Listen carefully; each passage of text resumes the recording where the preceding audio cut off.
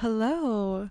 Um, I haven't recorded a YouTube video in such a long time, and I felt like it was time. It's been 10 months. I'm currently outside of my apartment. It's like a little fields area, and I thought this would be better than filming in the apartment because I have a ton of roommates and it's also just really nice outside. And I feel like this is a cute this is a cute like background, right? I also don't know if the wind is causing static, so I'm gonna check on that. I think it's fine. Okay.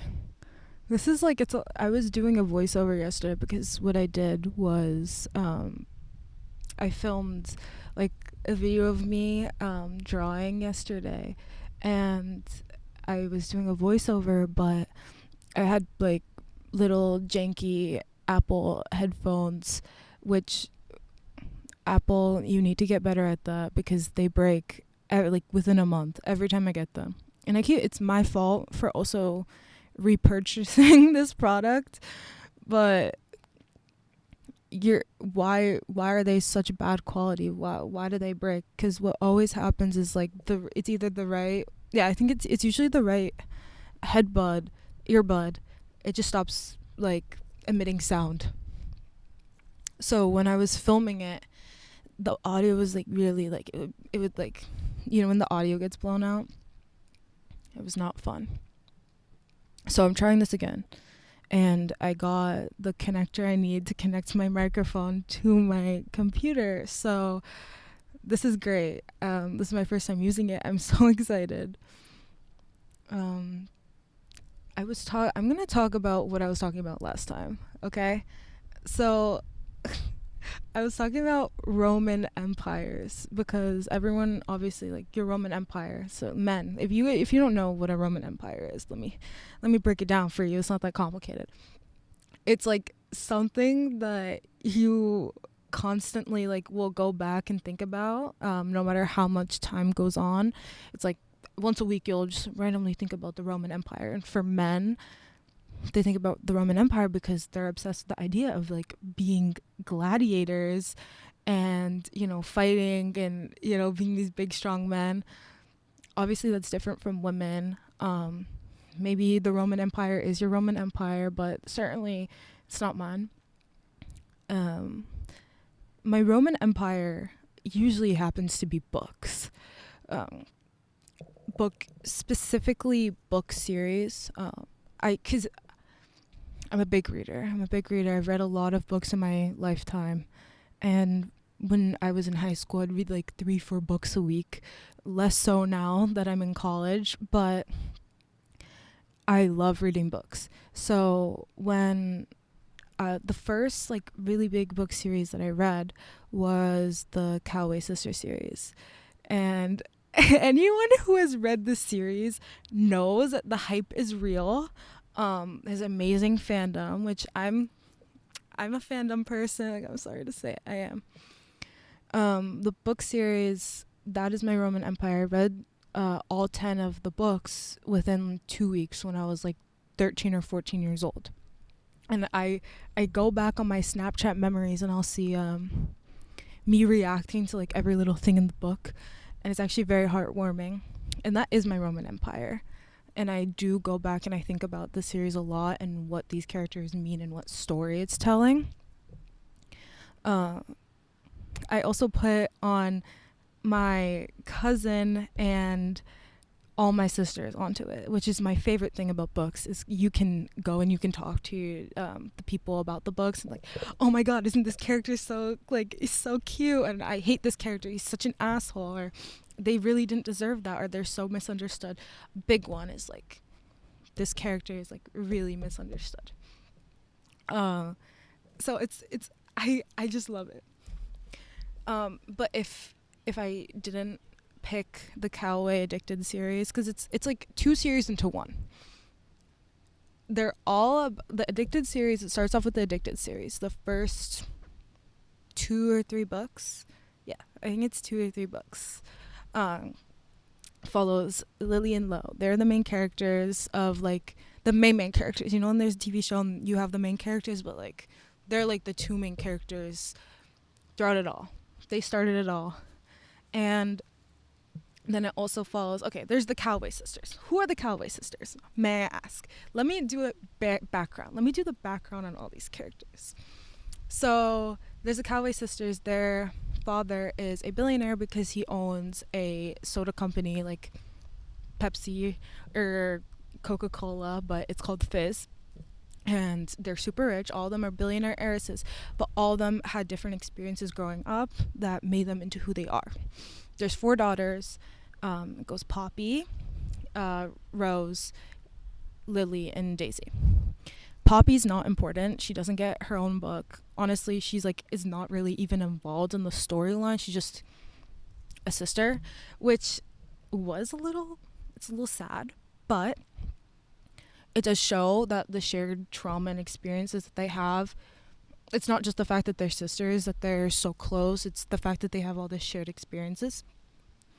So I'm just gonna skip over Poppy because she's a very boring character. She just works for her dad and has a husband who is a weirdo and a daughter. So then we have Rose Calloway. She's the second oldest. She grew up doing ballet. Is super driven, super smart. Her as a character is someone who you don't necessarily like want to fuck with. This girl, she's really cool. Super there for her family and friends. Super just driven as a person. At 15 or 16 years old, she started her own fashion line too. And it's an amazing fashion line because she's a fashionista. That's what she is. She stunts up. Ever she goes, she's dressed to the nines. Amazing. People love to refer to her as the Ice Queen because they think that she has like an icy demeanor, which people can like be like, oh, she's a bitch. She's not a bitch. She's just a bad bitch that you don't want to fuck with. She gets what she wants because she knows exactly what she deserves. There's no limits for her in her life. She doesn't believe that there's such a thing as I don't deserve this, or it's too far away for me to even think about. She's super smart, and she goes to Princeton, and she got in on her own right.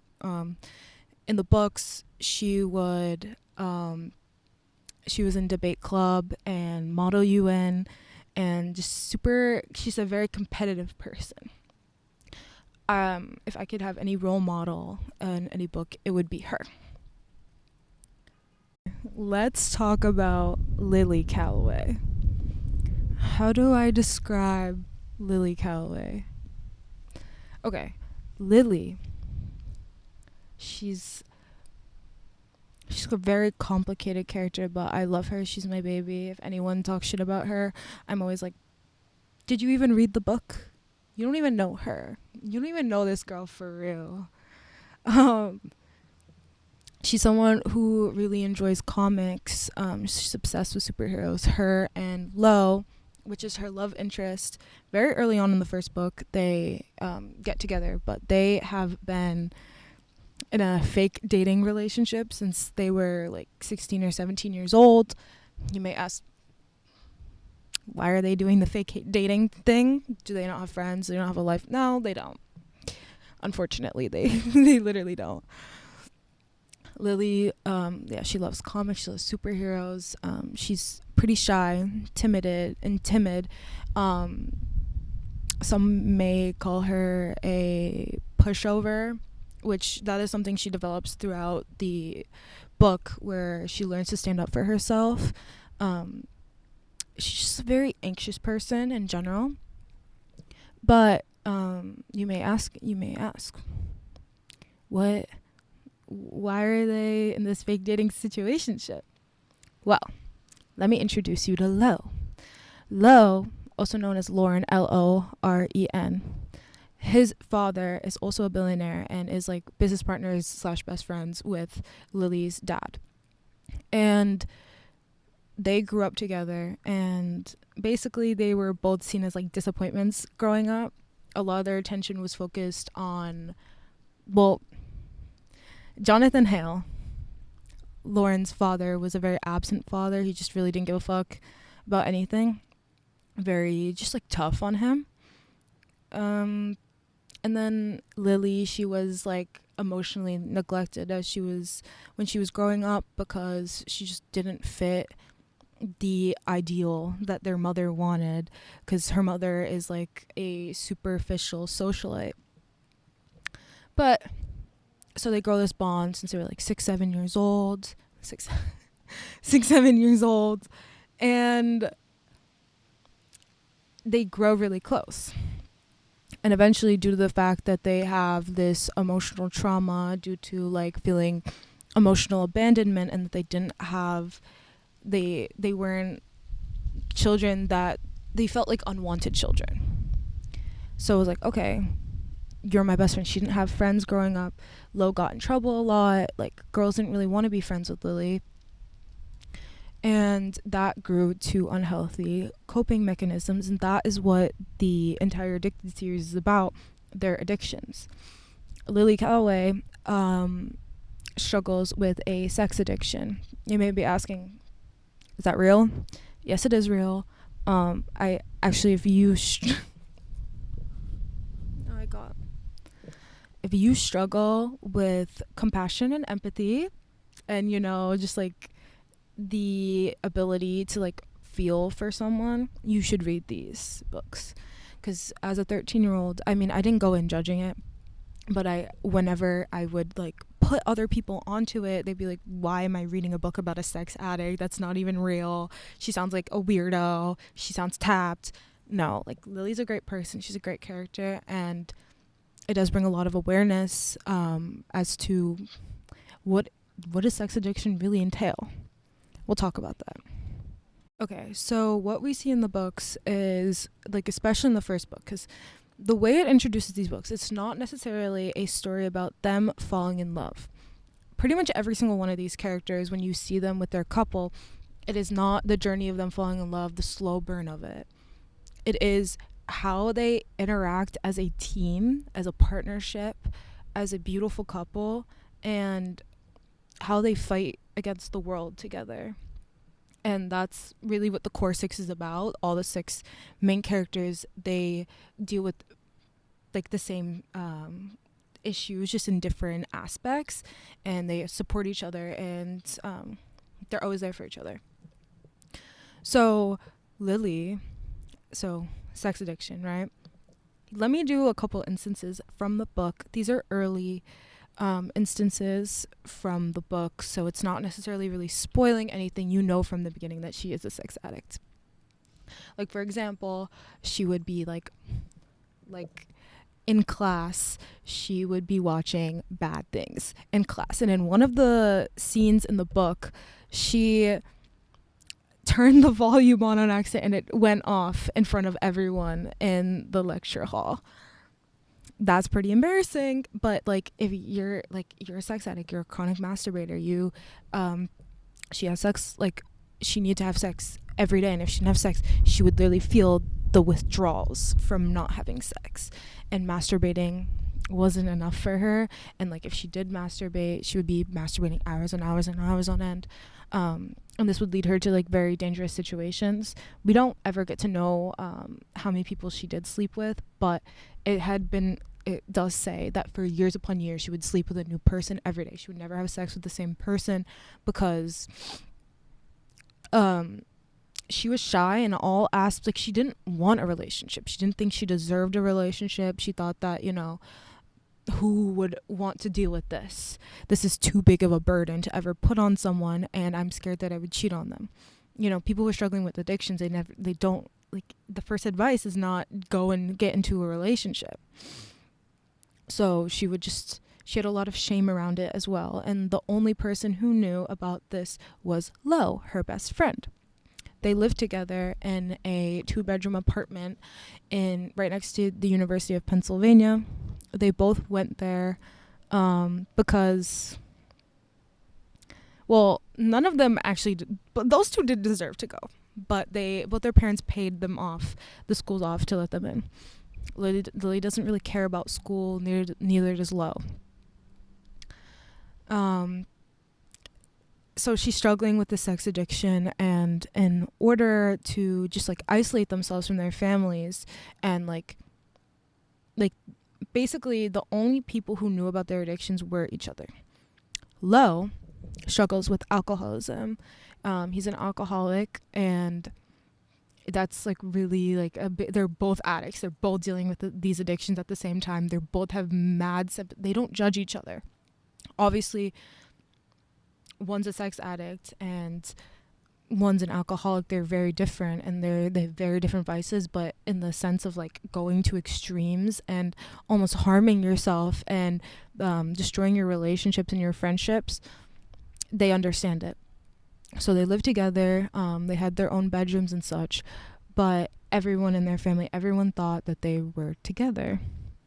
And you see like halfway through like the first book that they actually are trying to get better, because they get introduced to this character called Connor Cobalt. And not only does this bring more attention to what's going on, because they're isolated, they don't have other friends, they don't have people holding them accountable, and they cover up for each other. So, you know, when they're like going home to go see their family, it's family dinners with Lily and Lo. Lily and Lo is coming. They're covering up for each other. Meanwhile, she's having sex with all these different people. He's struggling with his alcoholism. Connor comes in. He's incredibly smart. He's a genius, actually. He's more cold and calculating. He's like, there's the hot-headed triad in the books, which is Rose, Reich, and Lo. Connor's like very level-headed, like analytical, almost sociopathic in a sense. He's pretty void of most emotions, and he does things very critically and clean cut. And he will manipulate things to get what he wants, but ultimately his growth as a character is like very important as well. All of them, all their growth is insane, and it feels like you can see it through their interactions, their dialogue, the way they interact with each other, how they change as people from the first book, the middle of the book, the last book. It's beautiful. But he basically notices what's going on. It's like, y'all are weird. Like, I don't understand what's going on, but you guys are enabling each other. And at that point, so they're like basically going around, like they act like a couple everywhere. But, you know, Connor goes to UPenn, and I think he's like a tutor for Lily.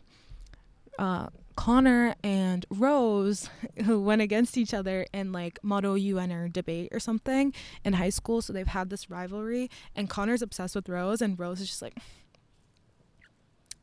but she secretly likes it. So when Connor finds out that Rose is his sister, he does start getting very much involved in this, and he becomes best friends with Lo as well, which Lo doesn't really have friends. Neither of them do. But Connor's like, y'all are weird.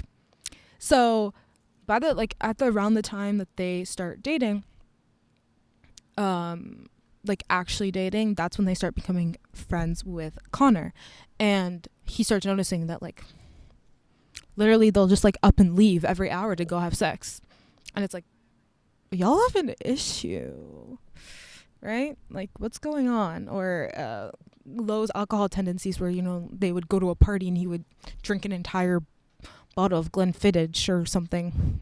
I don't know what it's called, but whiskey. Drinking a whole bottle of whiskey, that's insane. That's fucking insane. But anyways, we move on. And Connor's very well connected at the University of Pennsylvania. He's like very high up. He wants to get into Wharton, which is like literally one of the number one business schools in the country. And he's super smart and he can get in, but he's doing all this work, like the tutoring and everything. That's why he started tutoring Lily, so he can get in. And he's super well connected. So he starts hearing about stuff where it's like, they're saying that like, I don't know if you guys have an open relationship, but they're saying that like Lay's doing this and this. Y'all, you said that y'all were together for about 2 years. It don't sound like 2 years. They said that they fucked her like 3 months ago. So then it's like, okay, so you either have to be like, oh, Lily chronically cheats on Lo, or you have to be like, oh, we were fake dating. Why were you fake dating? Because we have these addictions and we're enabling each other. But he's in love with Rose. So he's not, and he loves Lo. Little harsh on Lily. Little harsh. A lot of the characters are pretty harsh on Lily, and she gets a lot of it. Like, because it's so much, there's so, like, addiction holds so much shame. But not only that, she is a woman who is struggling with sex addiction, which is like, that is honestly that is something that is very hard for people to be kind to you about and acceptful about and supportive and try and help you. They think you're just making it up. They're like, oh, you're just a slut, you're just this. In this society, people don't realize that can totally be a thing. Reading this at 13 years old when I was in 8th grade really, really, really opened my eyes to what does sex mean? What sort of emotional fulfillment do you get from sex, even if it's unconscious? What are you searching for? Because, like, even in TV shows and movies, right? You're not, like, unless you're so you're trying, you're making sure, like, I'm not gonna get touched. This is just sex. There's those moments where you're looking for that, like, instantaneous love spark, and you're trying to, like, make up, like replace, like, true, real, like, emotional intimacy and connection and the act of being seen by these sort of fleeting hookups. So you need to start asking yourself, okay, when I was truly hooking up with this person casually, was I doing it because I wanted to just have casual sex, or was I doing it because I was lonely and I was looking for a faster option? You ask yourself that. You need to be honest with yourself, because if you are looking for an emotional connection and instead of, or validation from men and anyone, just the act of feeling loved, that is not the way to feel loved. I promise you that is not the way you are going to feel loved, because, you know, maybe those 20 minutes that you guys are doing, it feels great, but then afterwards, a lot of times you feel confused. What did I do wrong? Why isn't he texting me back? Did he not like the way I look? This meant so much to me and it didn't mean anything to him, but I know that we said it was just casual and all these sort of things. I promise you as well, like, a guy is not going to like you anymore because you have sex with him. Actually, it's literally the opposite. That's how guys are. Having sex with guys, they end up like something like, unless they have a baseline emotional and mental connection with you and, like, genuinely care about you, love you, having sex with you is not going to make him like you more. It's going to instead go back to them. They're projecting their insecurities onto you. Men also do hold a lot of shame around sex, so the fact that they're like, oh, like, I let my lust get to me and now I realize, like, I don't know this girl at all. I was so intimate with this girl and I don't know her at all. And instead of being like, oh, this is something that I need to work through, maybe I shouldn't be hooking up, maybe I shouldn't be having casual sex with these girls, they then see you as a representation of all the awful things that they relate to themselves when it comes to sex. So that's why also you see a lot of violence, like violence towards women has been so prevalent throughout the entire history of the fucking world. And guys, like, I could go on a rant about this for so long, but this is not even like what I'm supposed to be talking about right now. I'm supposed to be talking about the book. But you see a lot of times when there is, like, abusive or toxic men, it is because the light from the woman, the warmth and the love and the unconditional care that you see from the woman, they resent that. They're jealous of that. You're pure. And when men say, you're ruined, like, this is so outdated and fucked up, and I don't believe this. When men say, or a society will be like, you're ruined because you had sex with this man, it's not because anything's wrong with you. It's because they in their minds know how fucked up their own mind is. And then they're like, oh, they infected you. They invaded your walls, and like they muddied the waters. They put all the awful shit that's in their mind into you, which, like, it's definitely an energy exchange that's going on, for sure, but it's not something that can't be, like, over time or just through affirmations cannot be, like, washed away. I do believe in soul ties. Like, if I were to have sex with someone, I genuinely believe I would be, even if it was awful and disgusting, I feel like I would be super attached to them, because that is your womb. Your uterus is literally the creation of life. That is the closest anyone will ever get to God. So it is an honor for them to be that close to you, and that's the closest anyone will ever be to you physically. And it is an energy exchange, for sure. There's many, many, many instances of men who have sex with very, like, powerful, divinely feminine women, and they're so in love with them, and they're like, I've never felt this way. Like, sleeping with this woman, like, being connected to her, it brings me closer to God. And, like, it's just beautiful.